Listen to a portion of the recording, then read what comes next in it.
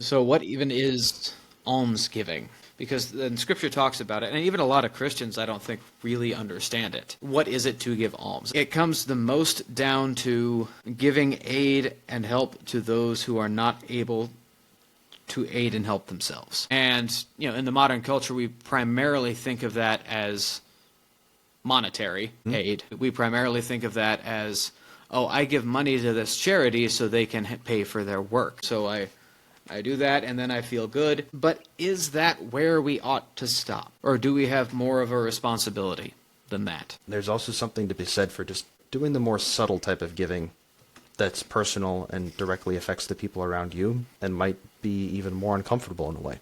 Yeah, because that usually entails looking into somebody's eyes. Yep. I can't hide behind the envelope with the check that I just filled out, But, especially for those who are like, well, I'm living paycheck to paycheck, I can't afford to give any money to charity, you probably still have.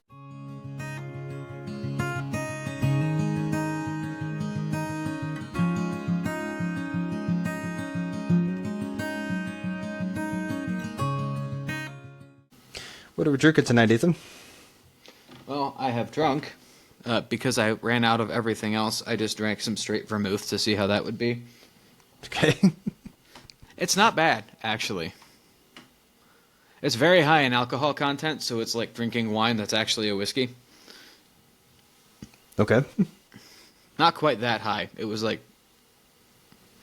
15 or 16%. So it's a very, very strong white wine. Okay. What's it taste like? A very strong white wine. Granted, the 2 bottles that we have been sitting in our refrigerator for at least 2 years. All right. So they've been getting a lot of more fermentation and oxygen exposure because they lay on their side because they won't stand up. But it's actually not bad. The other night, I just tried it because my wife had run out of, she had run out of cooking wine. And the recipe that she had started called for wine. She did not know she was out when she started the recipe, so I just grabbed a bottle of vermouth from the refrigerator and handed it to her and said, "Here, try that." She went, "Really?" So I took the cap off of it and put it under her nose, and she went, "Okay, I'll try it." And then I took a swig of it and said, "You know what? It's actually not bad." Most people would not think to try something like that, but now you've got me curious too. What was the dish? That was basically a mushroom risotto with leftover pork and spinach. It was really good. I told her today that she made enough to feed probably a family of 10. So we've been eating it for the past couple days, and I told her that today we finally used up the last of it. I said, I think that stuff is like a sleeping potion for me, because every time I eat it, I get really, really sleepy, and I just pass out after about 15 minutes after eating it, because it's really, really heavy. And I guess the mushrooms are something that can help relax people. The eating kind of mushrooms, not the other kind. Yes.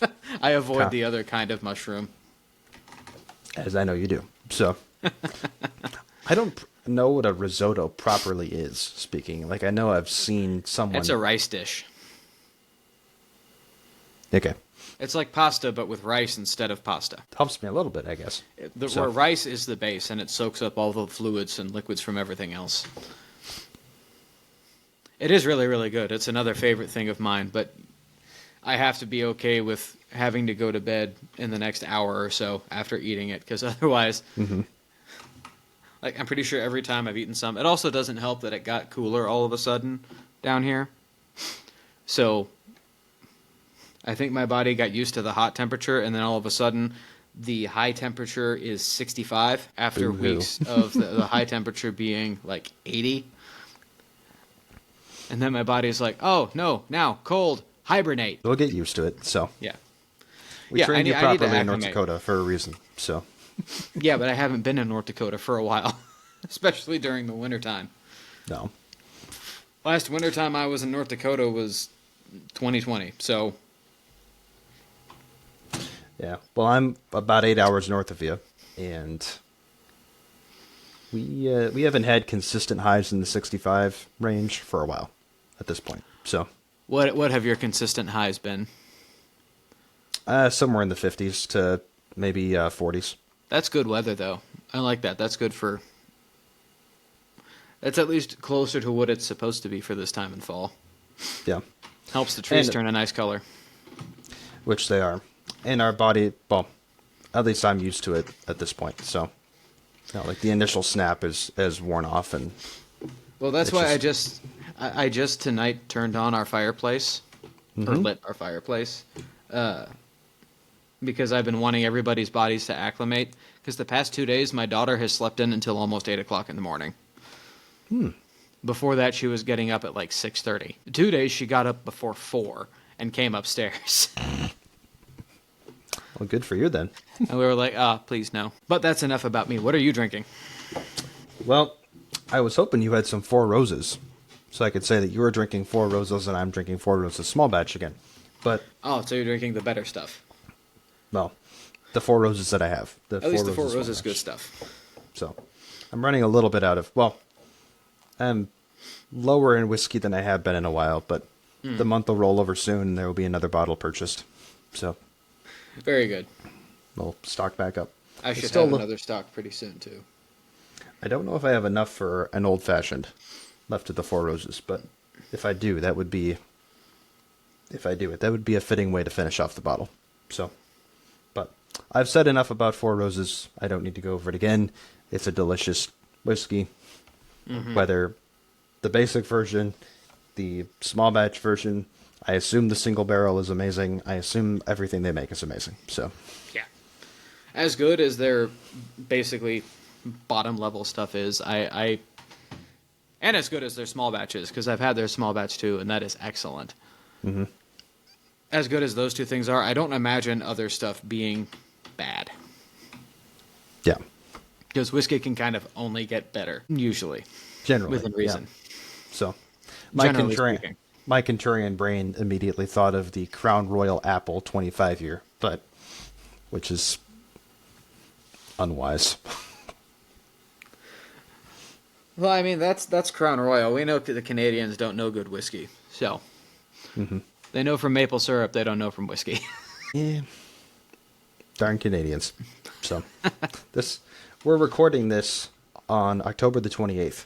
So, on the night of Game 4 of the World Series. So, this is one of the few times where I will be rooting for something Canadian.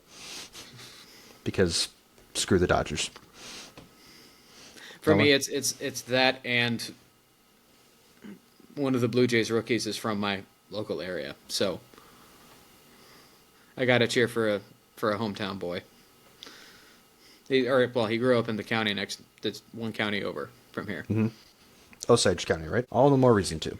Oh yes. So we wanted to chat about almsgiving this evening, which is something I think is necessary. And the reason I think it's necessary is that Christ spoke of it as being necessary. And yet, we live in a consumerist society where, by and large, when we wake up in the morning, we're focused on get the nice coffee for myself. Every year, I'm focused on getting the new phone for myself. There's vacations that I would like to have, at least, in an ideal world. But that's where my brain is. I'm probably eating more fast food than I would like.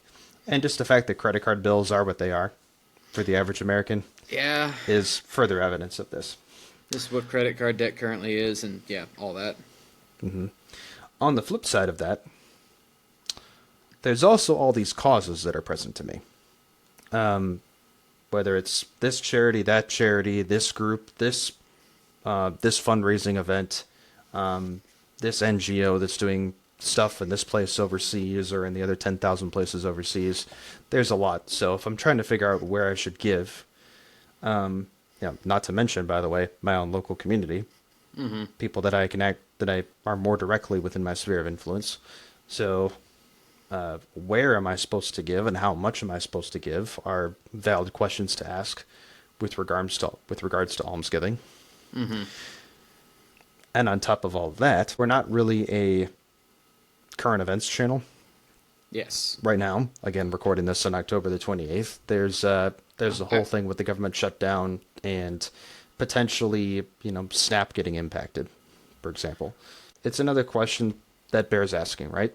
Like, we care about charity, we care about helping people, we care about helping, 42 million people that are apparently going to be impacted by this.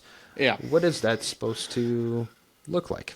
So, Well, and what we sort of glossed over what almsgiving actually is and what it is actually supposed to be. Because if you were a Christian, you have heard the term almsgiving, or if you have been raised in a Christian sphere, but we are, farther and farther drifting away from the ages of people having been raised in Christianity. Most people in our generation, most people in Gen Z and millennials, most of them weren't really raised Christian at all. So what even is almsgiving? Because then Scripture talks about it, and even a lot of Christians, I don't think, really understand it, of what is it to give alms. It's usually specifically mentioned in the context along with fasting and doing penance. And usually when Holy Mother Church talks about it, it has to do within the context of Lent. So Lent is a particular time in which we pray, we fast, and we give alms. We are to do more than that, of course. We are to do it in other times of year as well. Mm-hmm. But what really does giving alms actually look like? And really, what is it? So I think there's this idea that, giving alms is just, giving to charity. No, that's giving to charity. Or giving alms is just, dropping a nickel in the hobo's tin can. No, that's dropping a nickel in the hobo's tin can. Good things that you do, but almsgiving, really it comes down to the corporal works of mercy that our Lord speaks of. I was hungry, and you gave me food. I was thirsty, and you gave me drink. A stranger, and you welcomed me. Naked, and you clothed me. Sick and in prison, and you visited me. It comes the most down to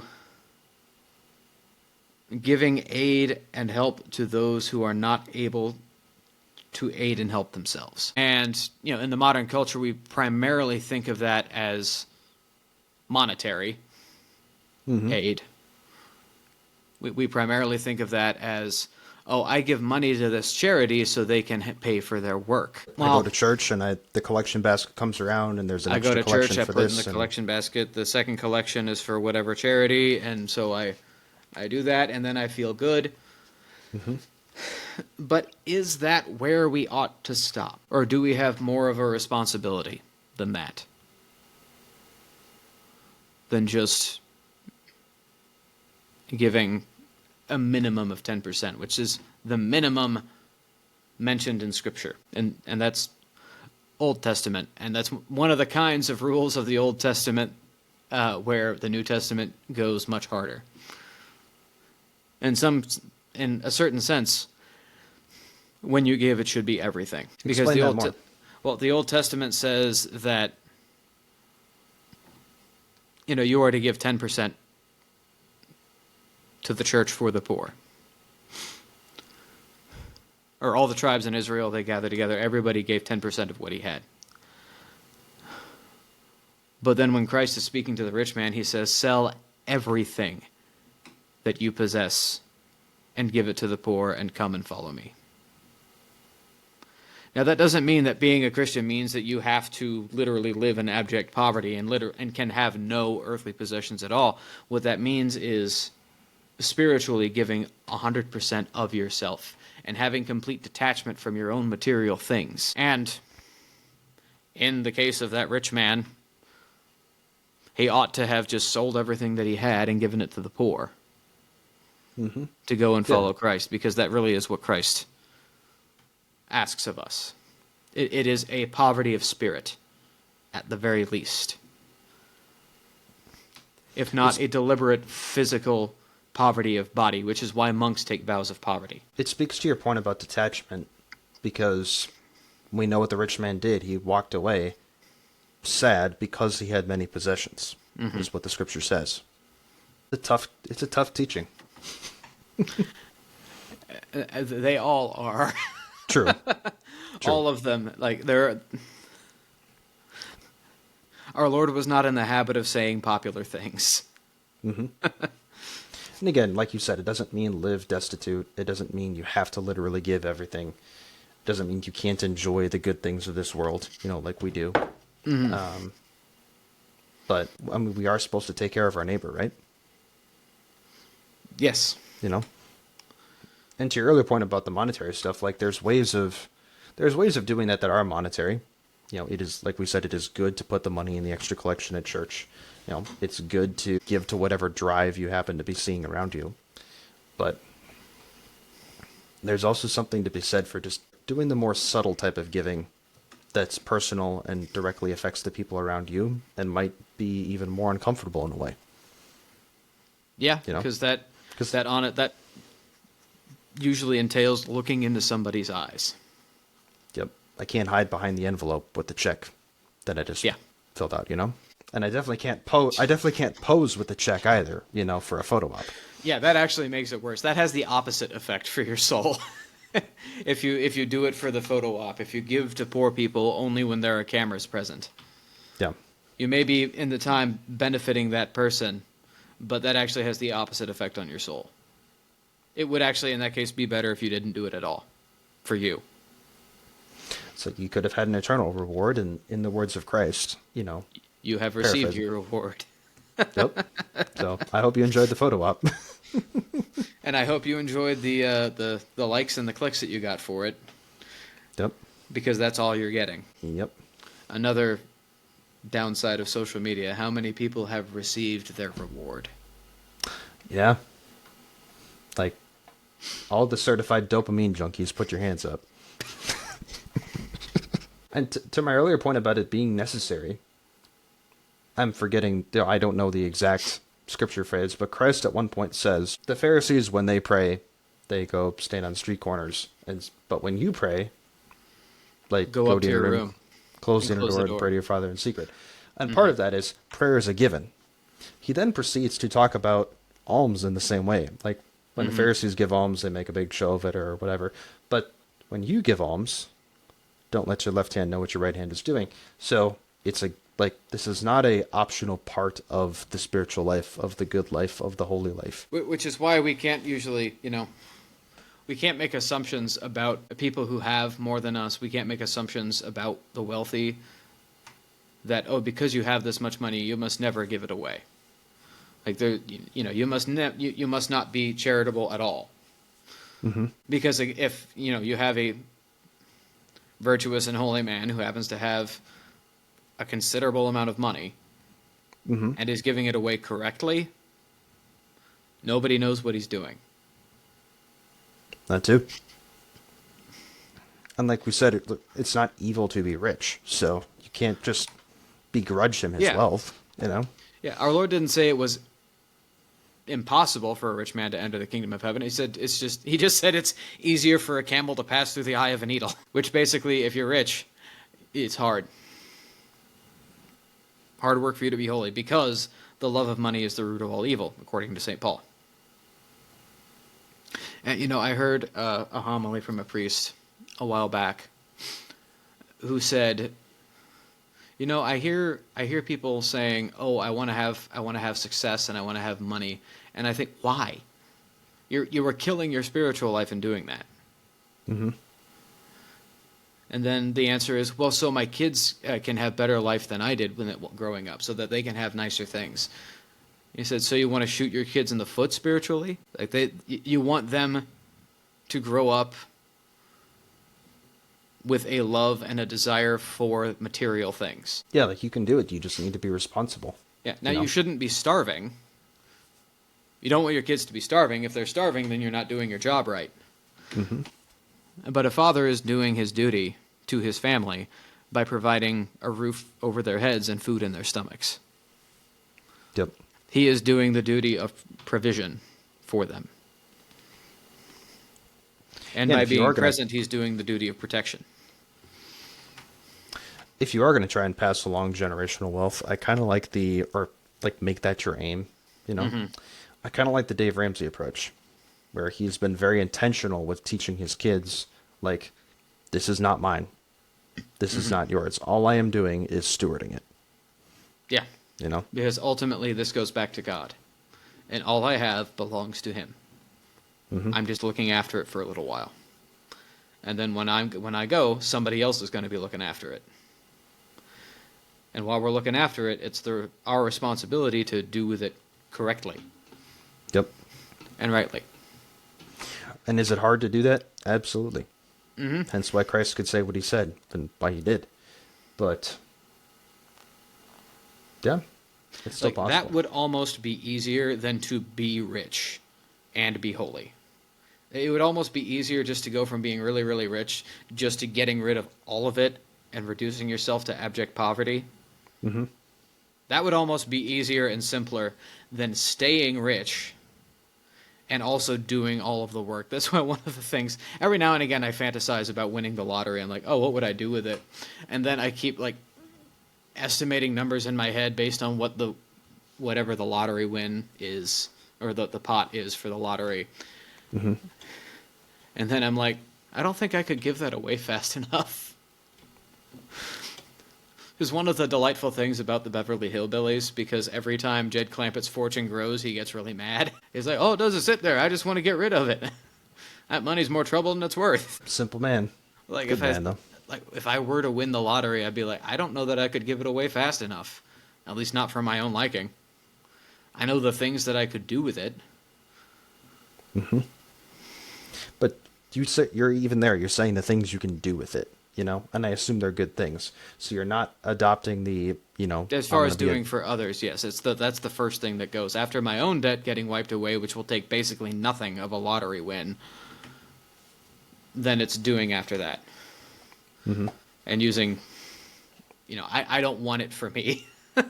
Yeah. Because I wouldn't know what to do with that amount of money. The largest amount of money I've ever had in my possession was $12,000. And that was basically right at the moment that I got married. Good starter fund. Yep. And that has since just all vanished. As it would. Yeah. In the next 2 years, it just all completely disappeared because I had a child. Mm-hmm. So, if that's the biggest amount of money I've ever seen, and then all of a sudden I win the lottery, I'm like,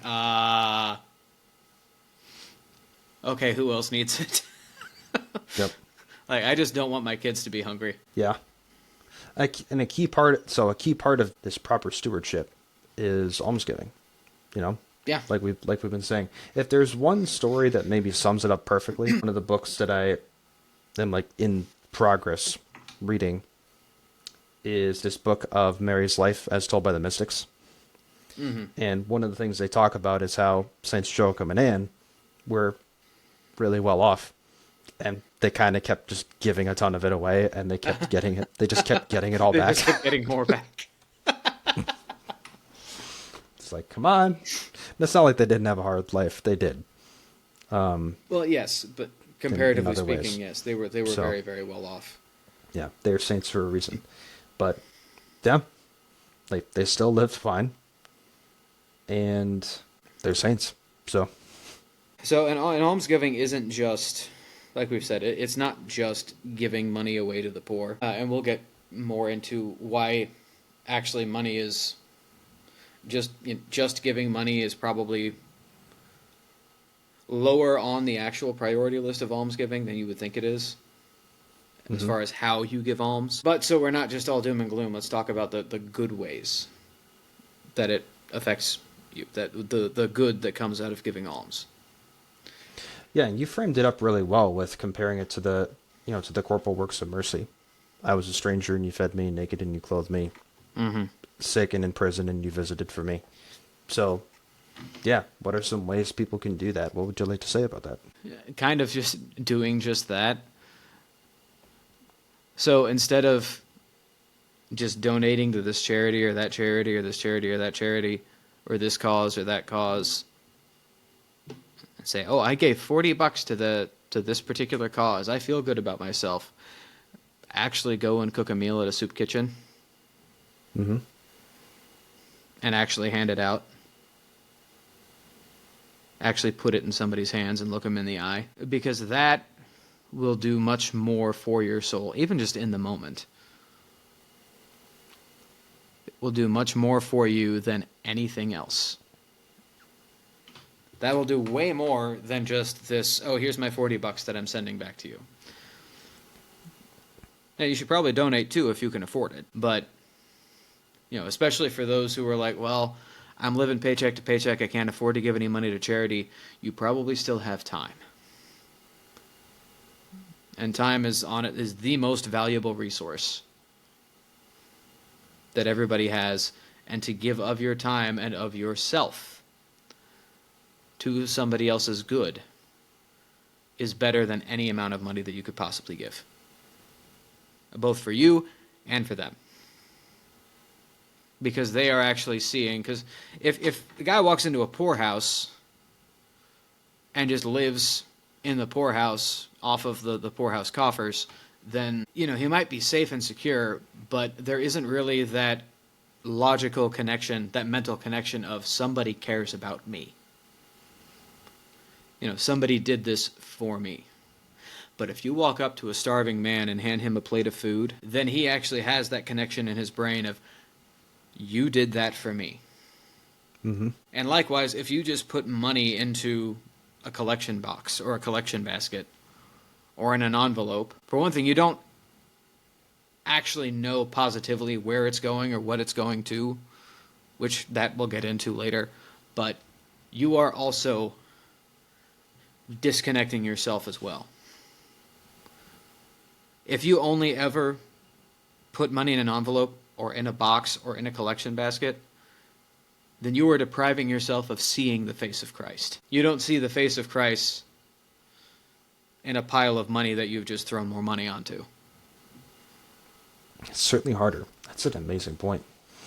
Our Lord said, that which you have done for the least of these, you did for me. So you should be going out there and actually doing things for people. And there's the obvious benefit to the person you're helping. Mm-hmm. Like, you're not just giving the starving man a meal, but you're also giving him a moment of friendship and connection. Even if it's just in passing. Yeah. And it should not be lost on you that you're giving yourself that too. That this is one of the funny ways in which hospitality is a two-way street, like charity is a two-way street. It is in giving that we receive, right? I do something charitable for somebody, it legitimately feels good, And it isn't just like I feel all warm and fuzzy inside because I did this. That's the sort of self-righteous, selfish kind of feel-good that you just get because you donated some amount of money to a cause. Mm-hmm. It's indescribable. Yeah, without saying too much, I remember going through a really hard period in my own life with regards to mental health challenges and such. Mm-hmm. And one of the things that gave me joy in the midst of that time was doing those types of charitable works for people. Yeah. Yeah, it is. I don't know that it's a cure, but it's a valid treatment for depression. There's a good argument for it. It's and anxiety too, probably, to be perfectly honest. Like, actually doing things for other people is probably a very, very valid treatment. Mm-hmm. Yeah, I would like a joy pill today. So I'm just gonna go pay for this guy's hotel room. Yeah. And so I don't like using myself as an example, but I kind of have to, because of the people that I know give to charity and do proper almsgiving. They would be more angry at me for spoiling it. So okay. I'd rather they stay in the shadows. I'd rather ruin my own soul than theirs. But so a couple of examples that I have of this, not to say that this is any point in my favor of any kind, because it was just something that we had decided to do. We figured out while we were there, might as well. So while I was in college, I did a semester abroad. I studied in Rome. And I think I brought this up a couple of times. One of my good friends over there, the third or fourth weekend, comes up and says, hey, tickets to Bulgaria are €60. You want to go? Round trip plane tickets to Bulgaria are €60. I was like, sure. all right, let's go. I'm like, where are we going? He goes, you need a haircut? I'm like, well, yeah. He's like, okay, that'll be our excuse. We went to Bulgaria to get haircuts. Okay. But while we're there, we walk around, and Sofia is a beautiful city. And we're walking around, and we're going, man, this is awesome.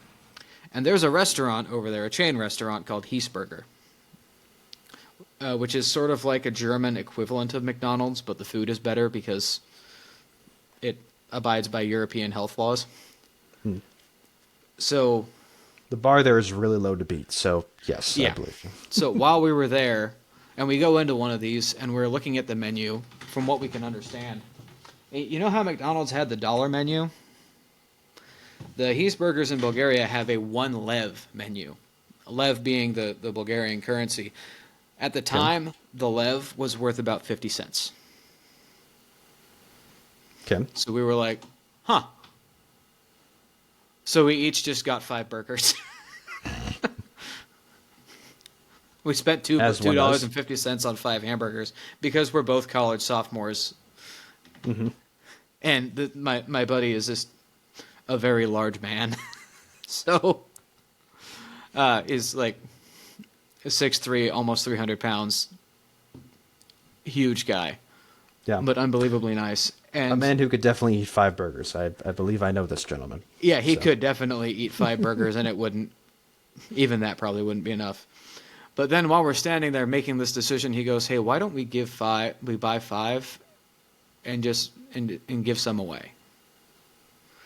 Because it's a major city in Europe, so there are homeless just lining the street. And because you do have to be smart and cautious when you are giving money away, or giving alms and actually giving to the poor, because we do have to, and we'll talk about that later. So we each, just take a burger in hand while we're walking down. We got the bags in the other hand, and he points to a guy and he says, "That guy right there." It was a younger kind of guy, and his clothes weren't all that dirty, and he wasn't like obviously homeless. He was pretty much clean shaven. His hair was in decent shape, but he was sitting on the sidewalk with his back to the wall and just with his head hanging between his knees. So don't know what this guy's story was. I don't know if maybe he had just lost everything, somebody had died, or maybe he was just sad. But we each gave him a burger, and we just sort of dropped him next to him. We didn't tap him on the arm or anything. And I just kind of kept him going. But my buddy stayed and looked at him for a little bit. And he picked up the burgers and he looked at them and then looked back up at my friend. And my friend told me later that he looked like he was about to cry. Especially because it was 2 guys who were obviously foreigners and didn't speak any of his language. That is kind of what we mean by giving alms and giving it well, is that when you actually give it to the person, in that moment we were his friends, and we may have in that moment been the only friends he had.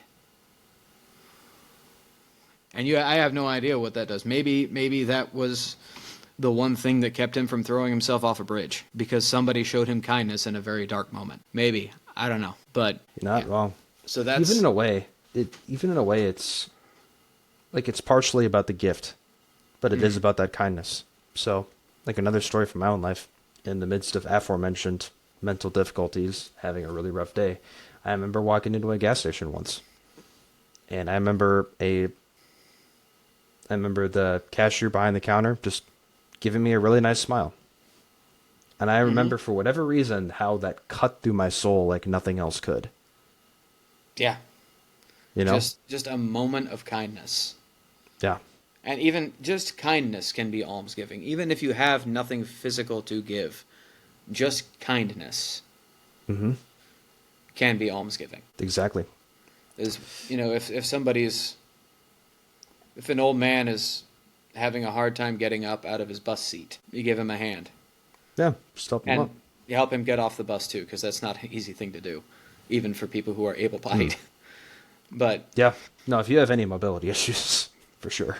Even just the holding the door for somebody. You know, you walk into a building in front of a mom with 4 kids whose hands are somehow more full than seems humanly possible. Mm-hmm. Holding the door for her. So beautiful, isn't it? And that is a form of almsgiving. But like it doesn't have to be money. In fact, in almost most cases, the best way to give alms is not monetary. It is of yourself, which means it's also the most difficult way of giving alms, because, you know, for the 6 million years that man has been on this earth, he is naturally selfish because of the fall. However long man has been on this earth, I don't know who's right on that debate, but that's not what we're talking about. Point is, since the fall, man has been naturally selfish. And it is not incorrect to say that in almost every single circumstance, man will do the most selfish thing. And even, I think, was it Aquinas that said that virtue is impossible without grace? True merit. I don't remember who said that, but it was a very wise Catholic thinker once said that virtue is impossible without Christ. Oh, that might have been St. Thomas More. Might have been where I read it recently. But point is, it is always the harder path is usually the best one. Because it actually is really easy to drop some money in an envelope and say that you did really good for somebody. It's a lot harder to go to a street corner and reach down and pull a man out of the gutter. Yeah. And in both cases, you can say, you can say that you, in a sense, saw the face of Christ, right? You did something for him. But there's no comparison which is better. Right.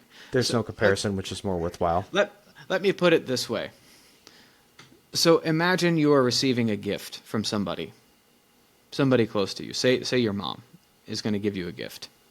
Mm-hmm. No matter the distance between you and your mom, does it mean more for her to send the gift through the mail, or does it mean more for her to actually come to your door and put it in your hands? Clearly the latter. Clearly the latter. Which is why when we open Christmas gifts, we all do it around the tree together. The right way to open Christmas gifts is for the giver to take the gift from the tree and hand it to the recipient. They're nice to have there for decoration because that's, part of how we do it. Mm-hmm. But that would be better than to just, for me just to go to under the tree, which we've all done. No one is innocent of this. Just going to the tree and just ripping gifts open. That anything and everything that has your name on it. But it is about the human connection, which you sort of lose if you just sort of toss money into the wind. So with that all being said, what are some other considerations about how we ought to do this? So, okay, I have to give alms, and here's all these amazing ways I can do it. Here's all these tough ways I can do it, right? But that are actually, worthwhile, like we talked about. Right. But perhaps we shouldn't be running, willy-nilly all over the place. We shouldn't be running to the worst parts of town, necessarily, depending on who you are, to just, hand out stuff. And there's probably some other, there are other things one ought to think about there too. So, yeah, how might we, without trying to give ourselves the easy way out, in ways that we've been talking, do the thing that is harder to do, because see what we said already. But what are some prudent considerations? Well, I won't say that you should just never give money again, that you should never give monetarily, because when you give monetarily to an organization, provided you're choosy about these organizations, because some of them are fraudulent and some of them support causes that are immoral. Yep. But if you're giving money to an organization, presumably the impetus for that is that you are giving them money because they actually know what to do with it. Like for example, there's an organization called Heifer International that you give to, and their whole thing is that they will bring livestock to people in third world countries and teach them how to raise the livestock and butcher the livestock. And you're actually teaching a man to fish so he can eat for the rest of his life. Yeah. And it's better than fish. It's beef. The lowest one is guinea pigs. The cheapest one is that you can pay for a parcel of guinea pigs for a family. All right. And the one of the most expensive ones is multiple cows. But basically, they go and teach people how to do these things, how to take care of animals. That's a good thing. Mm-hmm. But when we're talking about giving to individuals, it is almost never the most prudent thing or the most correct thing to just put a $20 bill in a homeless guy's hand. 75 years ago, that might have cut it. But even 75 years ago, maybe not. Mm-hmm. There's a reason he's on the street corner. Some guys are down on their luck. Others, it is actually of their own doing. So when you give somebody something, you want to make sure that what you are giving to that person is not something that can be used improperly. So you don't want to give him a meal. Yeah. You don't want to give him $20 that he's just going to go and blow on a bunch of booze. You pay for a meal for him, and you just, you put a sandwich down next to him. And then you leave the rest up to him. It is actually not your responsibility what people do with your donation. Like, once money leaves your hands, that's it. Mm-hmm. So it's not your... What they do with your money is not necessarily your responsibility, or with your gift is not your responsibility, but you should still exercise prudence, because then that is even more consideration for the person. Because if this guy's an alcoholic and I give him $20 and he's going to go to buy a bunch of beer and just, get stupid drunk, which I don't think $20 can actually buy you enough alcohol to get drunk anymore, but you get the point. If I give him $100 and he goes and buys $100 worth of whiskey and then just drinks himself silly, well, then I have just fed his vices. Yep. Without consideration. Like, you don't want to be accidentally feeding people's vices. But if he's hungry and I give him a sandwich, like, unless he decides to somehow trade that sandwich for booze, which you have no control over. No, good luck doing it too, yeah. So. Yeah. Then you have just given him a sandwich. And now he can eat and survive at least another day. Yeah. The best possible thing to do is find homeless people and help them get cleaned up and help them get jobs so they can, get back to work. At least if it's the guys that are just down on their luck. Because really, our first priority for giving alms should be to those who are unable to provide for themselves. Like, when almsgiving is mentioned in Scripture, it's almost always in the context of widows and orphans. Yeah. And the sick and the infirm and the blind and the lame.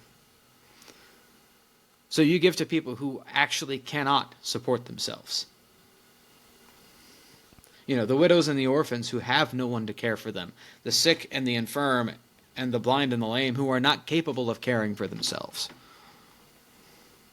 Those are actually the first people for you to take care of. Not just, Joe Blow down the street who lost his job recently. If he lost his job recently, yes, you should try to help him.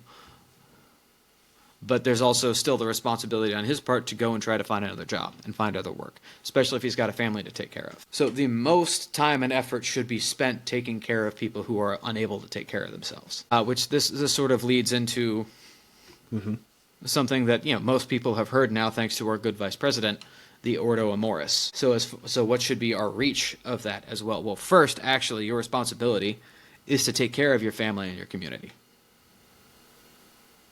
And that doesn't mean that your family and your community are somehow intrinsically more important. But it's more urgent. They're more immediate.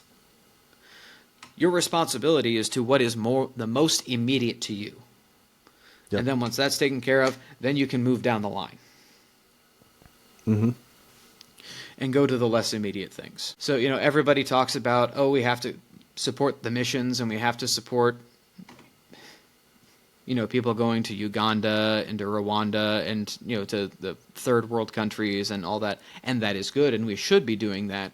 But I think a lot of people these days, particularly Christians, because that's where the focus has been, a lot of people these days have been doing that to the exclusion of taking care of their neighbor. Like, we live in a first world country. Not everybody lives a first world life. Yeah. And maybe somebody actually does need your time and need your help with something. Somebody may not be poor, but there might be an old widow that needs a piano moved. I'm reminded of the fact that we don't even know who our neighbors are. Yeah. Right? So yeah, I know about the war going on in pick a country overseas. But if that grandma next couple doors down from me did need a piano moved, I'd have no idea. Yeah, you know exactly the death toll of the most recent battle that takes place in the Ukraine. But if your neighbor 2 doors down keeled over in the middle of the night, would you know about it? Unless I saw the ambulance show up the next day. That'd be it. Even then, would you know that that's why the ambulance showed up? True. And it goes back to, like, it's not just about giving money. It's about being present to people. It's about giving yourself to those around you. Right. And how can I do that? Who's closest to me? And that really is what our Lord means when he says, love your neighbor as yourself. As much as it hurts to say because of other certain Christian sensibilities, your neighbor is not some 3-year-old kid in Rwanda. Yeah, like he is, but it's... He is in the same sense that he is also created in the image of God, and he also exists in the same world. But you shouldn't say, oh, look at the picture of the cute little black kid. I'm going to give money to this cause so I can help that little kid. But your neighbor next door to you, who you don't even know, is having to choose which kid he feeds that day. He may have lost a job 6 months ago and has barely been scraping by. Or the old lady across the street may not even be strong enough to take out her garbage, and may not have somebody related to her to do that for her. 1 block away, there might be somebody who is not capable of mowing his lawn. You can't send food to a kid in a foreign country and ignore all the suffering that is around you. Well said. I'm not saying it's deliberate hypocrisy. I think it's more of a psychological rewiring, again, with the dopamine hit. The constant dopamine hits that we don't even know that we're getting these days. Mm-hmm. Because it feels good. And this also, like, just in my head, briefly I'll mention this, it brings up this point.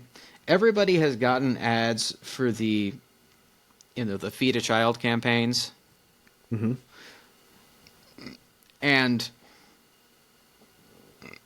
Or we've seen them on TV, and it's always something like, just $1 can feed a kid for 70 days, or something like that. And, while that might be true, I don't know if $1 can provide enough nourishment for good nourishment for a kid for 70 days. But that almost feels like now it's a sales pitch. You know what I mean? Is you're trying to get, like, the pitch is, look how much bang for your buck you're getting. Which saddens me that some charities think they have to do that in order to encourage more people to donate. I don't know about that. It's reducing the friction of, well, okay, I have to change a kid's life. What does that take? Actually, very little. So... like, it makes it all the more tempting, like, because it's so easy all of a sudden to do it. And it does, and in that case, it does make sense, but also there's a just sort of, I don't know, there's just this sort of, look how little you're getting for, it just feels like a bang for your buck sort of thing, which saddens me that,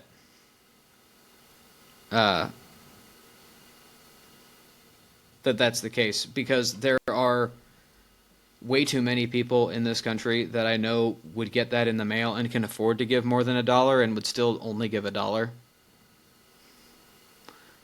Look, I can change a kid's life for 75 cents. Here's my 75 cents. I did good today. I don't know that I'd buy the bang for your buck thing, but what I tie it back into is one of those questions I asked at the beginning of this whole podcast, which is, it seems like there's all these causes, right?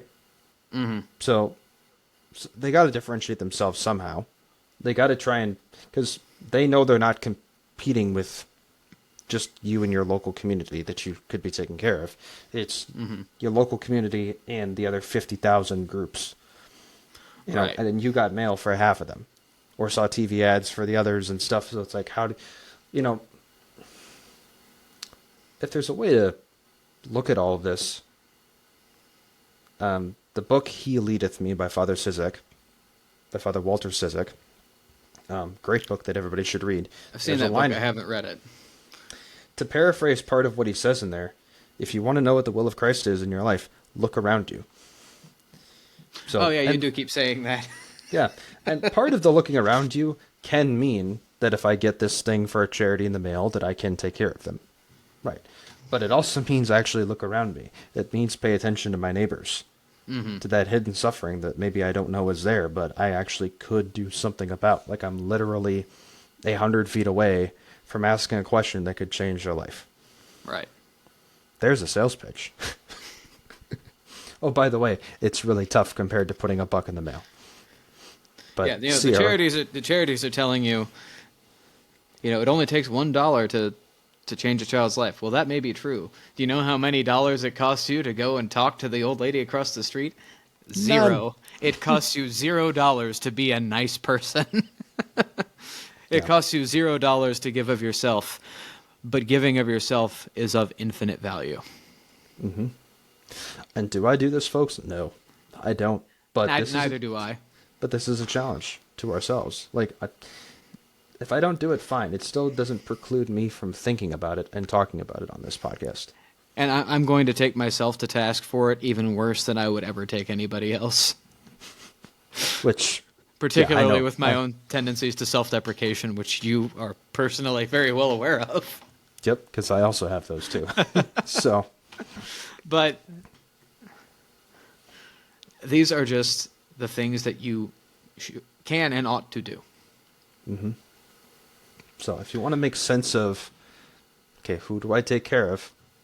Ordo Amoris, just think about taking care of the people around you. Let everything else kind of flow organically from that.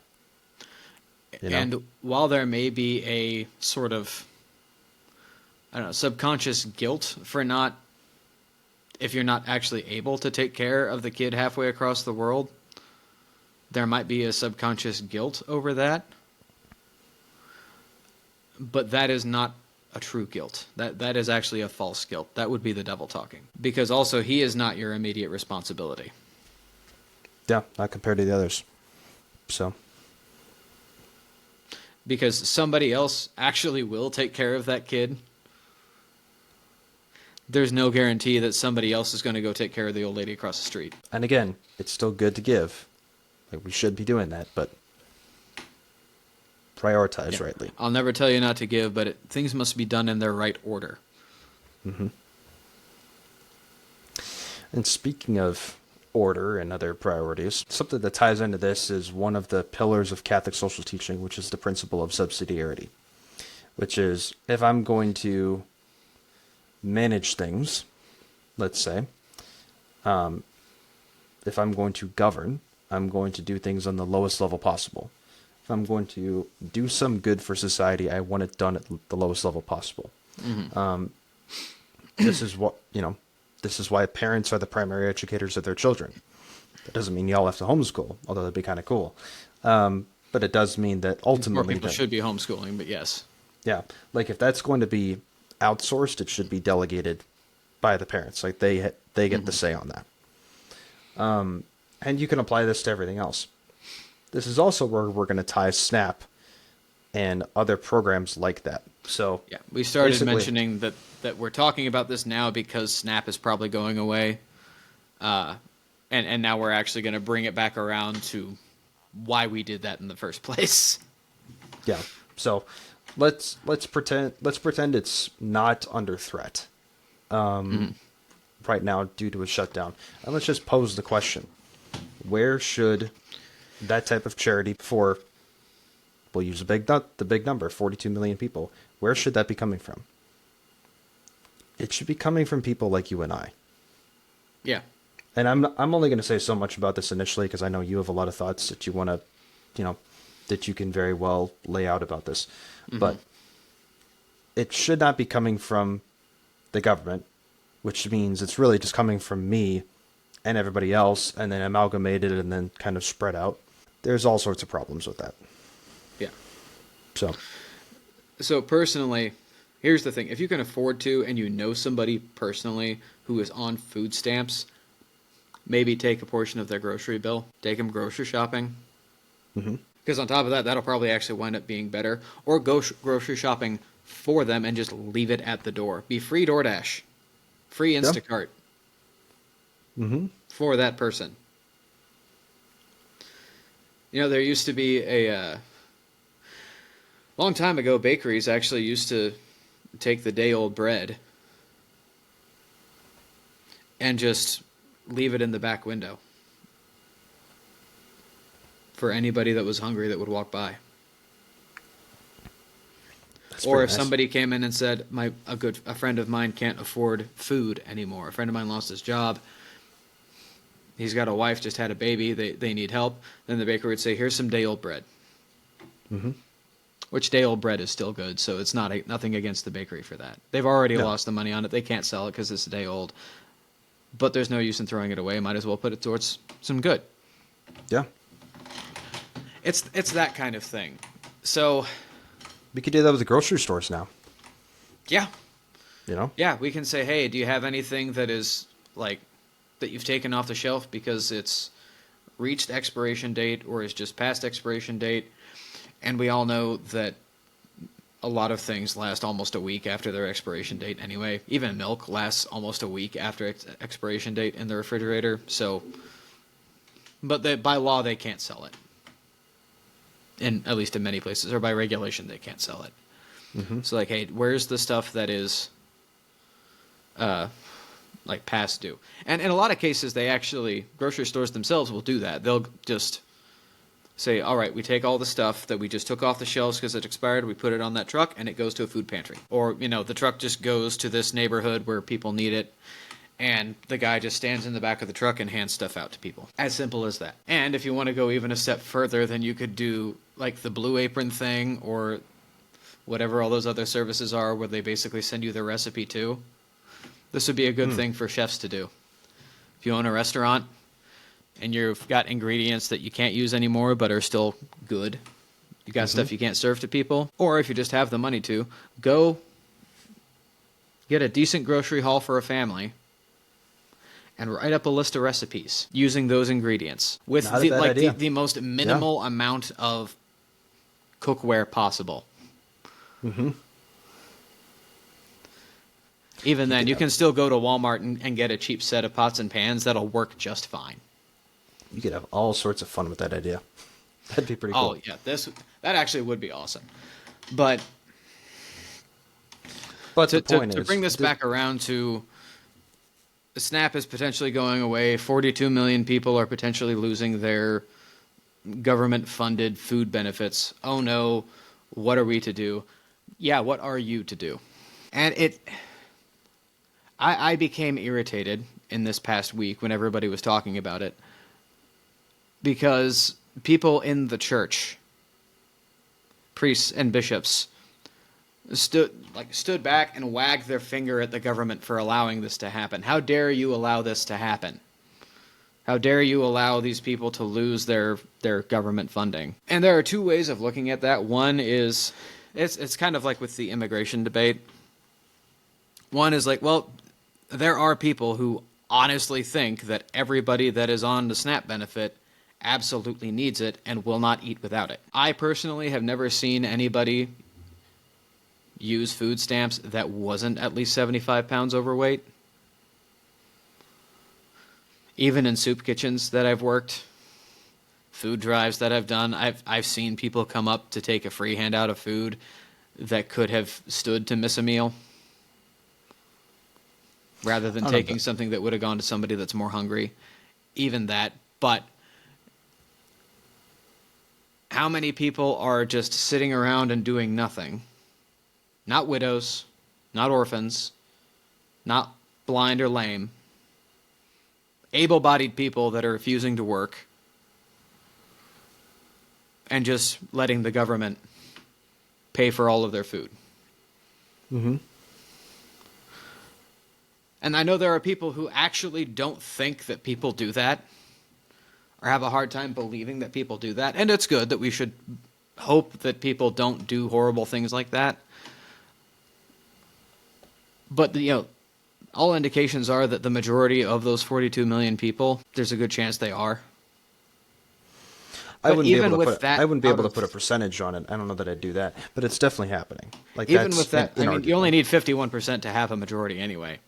But even aside from all of that, the bishops and priests and other Christians to sit back and wag their fingers at the government for now refusing to take care of the poor, is it even the government's job? No. No, that is actually not the government's responsibility. It kind of hurts to say this because we kind of, I don't even really know how we view it anymore. We kind of think that the government needs to operate by all of the same, or on all of the same principles that individuals operate on, which is also not true. It is not the job of the government to feed the poor.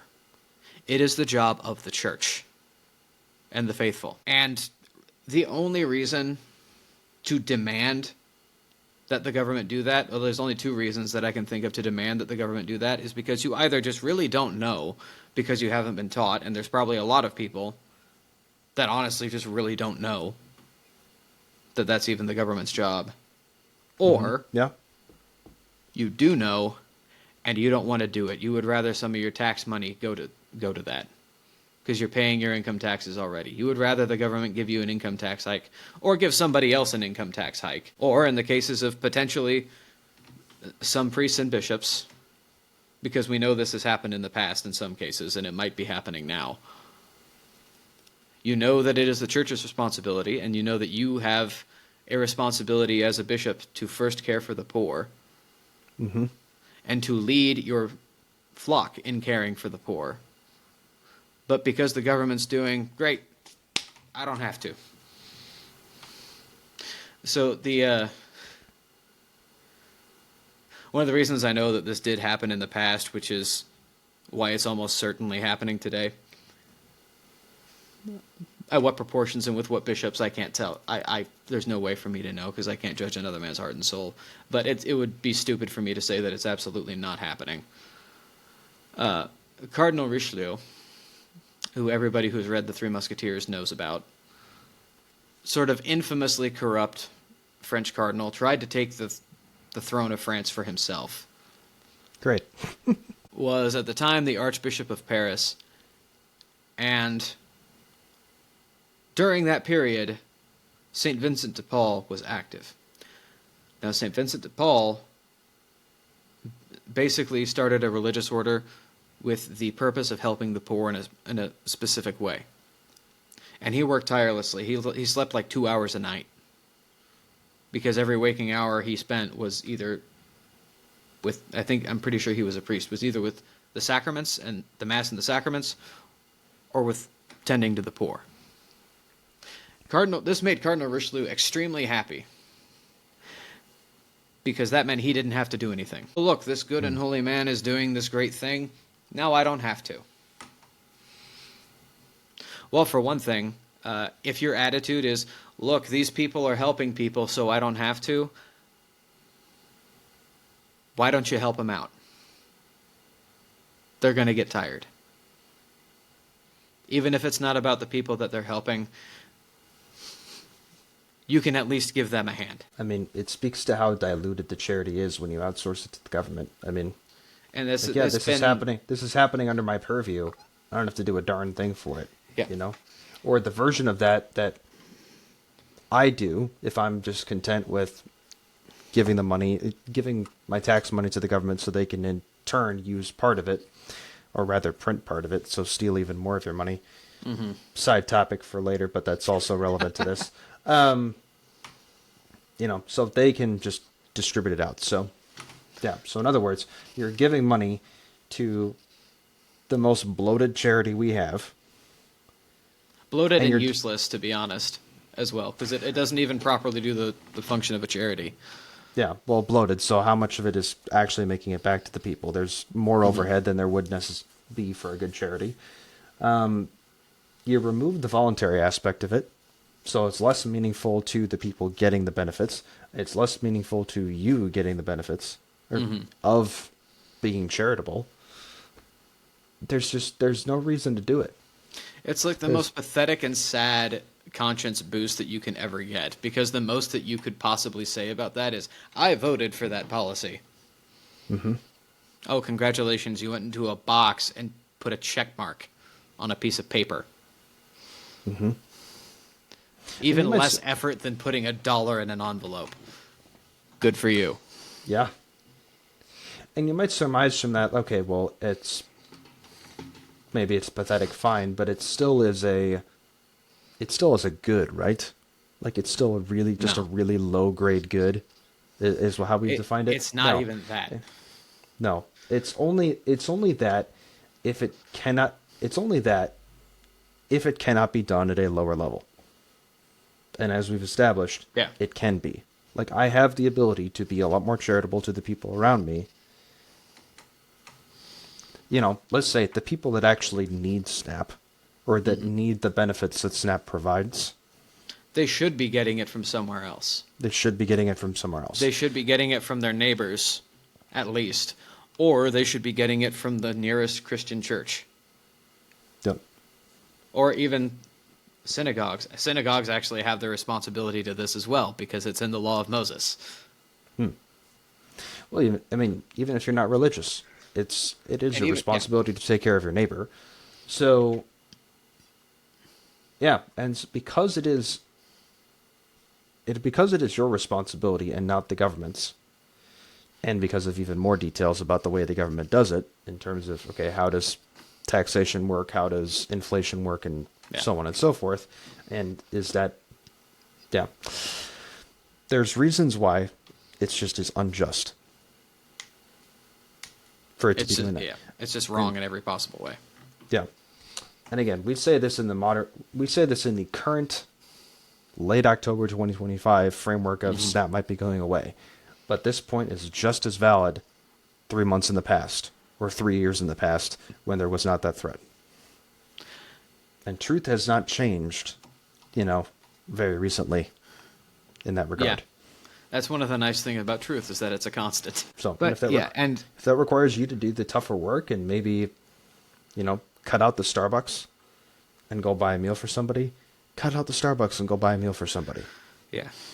You should be drinking better coffee anyway that you can get for less money. You can get a large. It's actually a large at home for way cheaper. You can get an entire pot that's basically a half gallon for way cheaper than what you can get for my housemate and I spent a month to 2 months going through a bag of coffee from Costco for like $17. Like one of the big bags. That's actually really impressive. I don't know if there's a good chance the two of you actually drink more coffee than I do. I think you actually didn't go through it as fast as I did, but no. I also get free coffee from work, so yeah, I have. Anyway, the point is, there are ways we can take care of the people around us. And even if it's, we've talked about the effect that this economic government system has on the taxpayer and on the citizen. It's not even good for the poor.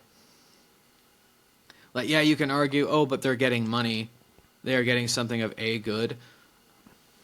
Okay, so take what I've already mentioned about removing the interpersonal connection of feeding somebody with your own hands and magnify that exponentially. Because now like the best possible thing that I can say is that the government looks at somebody who either can't work or might be able to work but may just need time, and has to rely on this. And the government looks at them and says, oh, no. You don't ever have to go to work again. I will just pay for everything for you. And all you have to do is sit there because that's all you're worth to me. You vote for me, and I'll make sure you can just sit there and do nothing. So even though it's the people paying it, because that's where does governments get their money? They either print it, so they steal it from everybody, or they get it from you through taxation. But no one thinks about it in those terms. It's the institution of the government giving you money. Yeah. Removing the human connection on both sides, because no matter how smiley the government worker is that's running this, like, it's not the same. It's not the same as what it should be. And like you said, you've potentially incentivized them to view their own dignity as less than what it is. Yeah. And view everybody else's dignity. Yeah. And it even distorts their view of the government. And I'm dependent on the government has a much different ring to it than I was dependent this week on my neighbors, my family. Yeah. Or my parents had to pay my bills for X amount of time. Yeah. Versus I was on state relief. Mm-hmm. Yeah, one inspires a sense of, like, hopefully good humility and getting out of it. And one is more likely to inspire, I don't know, you could make the argument that the state relief is more likely to inspire a sense of entitlement. Well, yeah, like why if you're on state relief, if the government is just sending you a check every month, why should you care? It's the government. Yep. The government that doesn't really even have a face. But when it's somebody close to you, and when you have to rely on one or more people, if you have any sense of pride at all, and the good kind of pride, any sense of honor, that should infuriate you.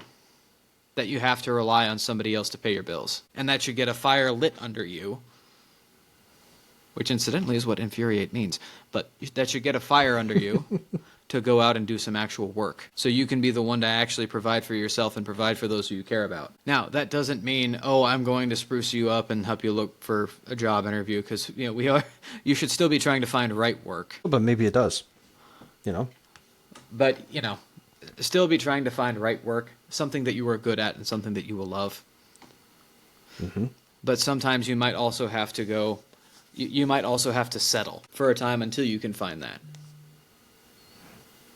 Yeah. But it's even if it's a bad job, it's better than no job. It would depend on how bad the job is, because True. So yeah, there is a line there, but at least with I would rather my daughter be homeless than be a prostitute, for example. That, yes. No argument. So the at least at that logical extreme, it's better than nothing falls apart. In most good cases, it is better than nothing. Yeah, at least I'm working for something, as I would opposed say to a greater than 60% of jobs, it's better than nothing. Yeah. At least I'm working for something, as opposed to, wait, what actually am I doing? Yeah. Now let me go get my, week's worth of groceries from the government. Not from the people, from the government. Yeah. And again, this burden should not be put on the government's shoulders, because that is not what governments in general are for. Yep. For all of human history, up until about 12 seconds ago, governments have been understood as being there to protect and provide for the common good. And you can make an argument that, taking care of the poor is part of the common good, but no, it isn't. No. Because when you do that the way that the government does it, you actually wind up harming more people than you help. And I fail to see how, in any way, there's anything common good related in that. So, yes, the government relief programs should all just end. The welfare programs should all just end. And people need to start taking care of the people close to them again. In one sense, you're helping 42 million people, or you're trying to, and some of those people you're not actually helping because they just, they shouldn't be there they shouldn't be looking for a handout in the first place in that regard. Yeah. They should be going elsewhere they should be trying to get a job, right? Yeah. But even the ones that do need help, you're helping them at the cost of either taxing or stealing from everybody. Yeah. How is that just? So it's, yeah, Oh, it's just a convenient way. No, not a good argument. yeah, a very bad argument. Mm-hmm. And for people in the church to just sort of, but something human dignity. Every time that's brought up, I fail to see how infringing upon the majority of people's dignity to protect somebody else's is a good thing. Mm-hmm. Because at that point, you're not even protecting somebody else's dignity. You're not even protecting the dignity of the poor by infringing upon the dignity of the working man. And even the guy that might be working paycheck to paycheck and is just barely able to get by, but he can't get any of that relief because the government sees, oh, your bills are being paid. You're fine. But you're still going to tax him to death and take from him to give to the person that is 75 pounds overweight and refuses to work and just wants the free food from the government every month. Yeah.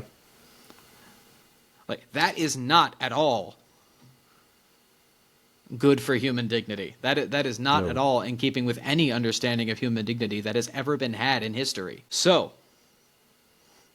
all of these welfare issues need to end, and individuals and churches need to get off of their asses and do something. And a lot of churches do, but they need to be doing more. I'll briefly say this. There's a family. I won't say who they are, because some people will know who they are.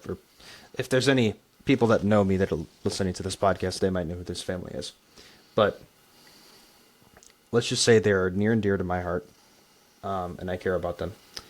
And they've been on,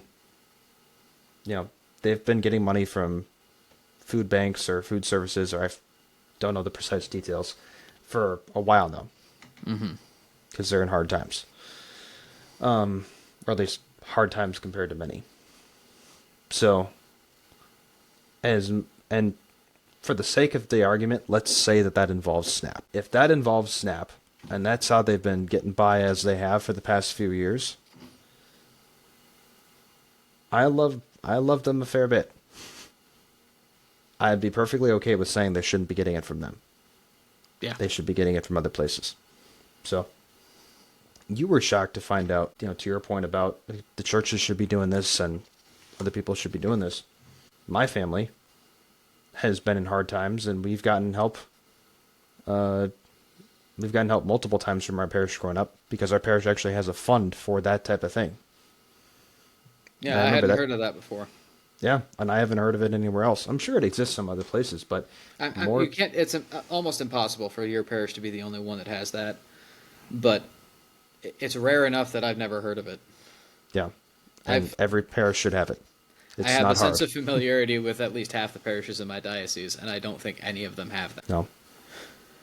But, and I remember it being, there might have been some sort of application for aid or something you had to fill out, but I don't think it was extensive at all. And I believe there were times where the father just basically said, "Yeah, how much do you need? Here, we'll get a check written for you." Extremely informal. Well, and that's the way it should be. That is the way it should be. And in that case, your pastor knows that the people he's giving it to are actually going to use it to pay their bills. Yep. So if I'm extending this out to how this applies to our own life, it means, again, you have to pay attention to the people around you. That also means that the actual people of your parish actually give money to the parish like they're supposed to. Yeah, that too. Which the entire reason that you give money to the church, presumably, is because, we've sort of touched on this. We don't know where we're supposed to be giving money to, necessarily. It actually is a lot of effort. It's damn near a full-time job trying to parse out and figure out what is the most effective means of giving, at least monetarily speaking. that is actually kind of what the church is for. That's why people give money to the church. Mm-hmm. Because the church is supposed to know all of that. That's actually, I think, one of the reasons that United Way exists. Well, and other charities too. And other charities who have the job of, distributing funds. Like, I don't know where this is supposed to go.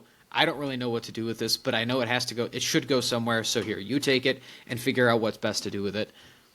That's the purpose of it, of charitable organizations in general, particularly the church. Again, that's not the government's job.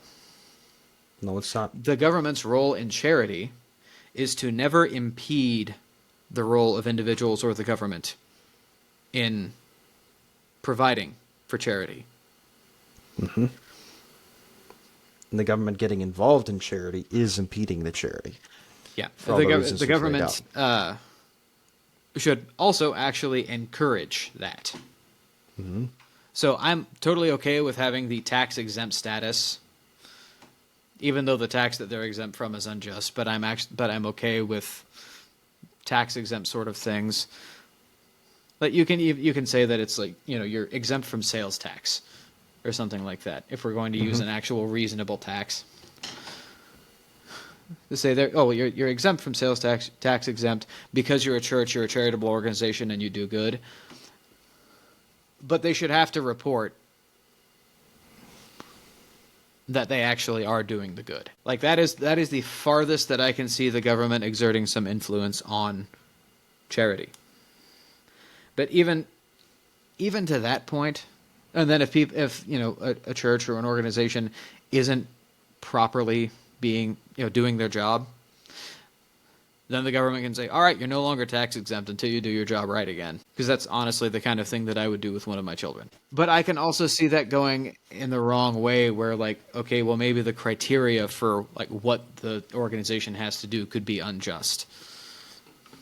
And all the other myriad of ways that governments can do things incorrectly. Mm-hmm. Which is, again, why you need a virtuous government. But a virtuous government only ultimately comes from a virtuous populace.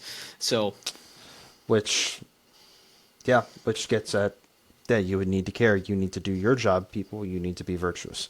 Yeah. If you try and pull the card of, okay, I hear all that, but if we just stop taxing people for that and take the government benefits away, there will be the people that actually do need the help, and they're not going to get it because the people around them aren't going to do their job. Right. I don't really have a problem saying that is a bad argument.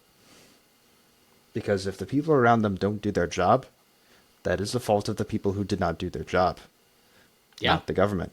The government's not supposed to be the safety blanket for all of that. But when you take a government that does act as that safety blanket, what does it do? It steals from half the people to give to the other half of the people.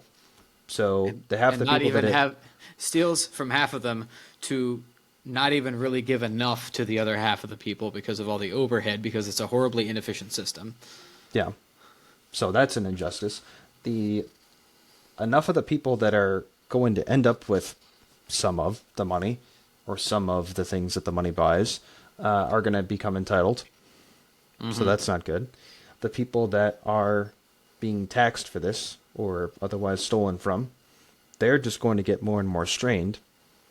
And a logical conclusion of this is the fact that we are about to elect a socialist mayor of New York City, of all places. Well, we aren't, because we don't live in New York City. True, we're actually smart, but But, socialism and communism are still wrong, and always will be. There's not a situation in which it will be right. Any situation in which socialism and communism are the actual logically preferable systems is really bad. I can't begin to describe how bad that would have to be. On the subject of good arguments, think about how many people have been killed. By Stalin and Mao and everybody else. Mao and Pol Pot and... Mm-hmm. Now do the math on the human dignity front and the common good front, and you didn't win. No. But that wasn't real communism. Shut up. Sit down and shut up. Yeah. All this again to say, and this is kind of like there isn't any better way to end than on this, just go out and give of yourself first. Because the putting $1 in an envelope isn't a whole lot more than just, in a lot of cases, not really much more than an excuse to pat yourself on the back. There's a lot of conscience alleviation that happens in a lot of cases in the United States that I see. It's the same thing with the environmental stuff, a lot of health movements. There's a lot of things that look good, that make us, that give us warm, fuzzy butterfly feelings in our tummies for doing them. And we can delude ourselves into thinking that we're guilt-free. And our Lord says, woe to you to a lot of people for that sort of thing. The Pharisees thought they were guilt-free when they were giving alms in public. Yeah, at least I'm doing something good, right? You could even make the argument, some of them could have even been thinking, well, I'm inspiring others to do it. Maybe. But again, you have also received your reward because you did it, which really that is a matter of your own soul. I want to do this and I want everybody to see it so that more people do it. And then I also want to keep doing it is a good thing. But if you did it so that people would see you do it, I don't know, anytime you try to make yourself the center of attention, it's not a good thing. No, it's not. Instead, you should actually, and since he's talking to religious leaders, they should be preaching and telling people that they need to do it. And then also in private, going out and doing it themselves. And they actually need to do both. And yeah, you can tell when a man tells you that you should be giving and then doesn't do it himself. Like with us, where we actually admitted that we don't do enough because nobody does. But I don't know, something in a man's eyes. And you can tell that he's just saying the words emptily so that he can feel like he did something. Yeah. So that you can say that you did it. Or, I put $1 in the envelope to feed that kid for 70 days so that I could say that I did it. Yeah, it doesn't count, people. Even if you could just tell yourself that you did it. Mm-hmm. No. Yeah, if I'm going to admit my own feelings about it, fine. And if I'm going to probably fail again because I'm a human being, fine. But my motive for wanting to give more, can be a good one. My close into this that I'll offer is to go back to that mentally troubled version of me that I once was and place myself in the shoes of that person just after receiving that nice smile from that gas station worker, like I said before, and knowing how much that cut my heart. There are so many people like that around you that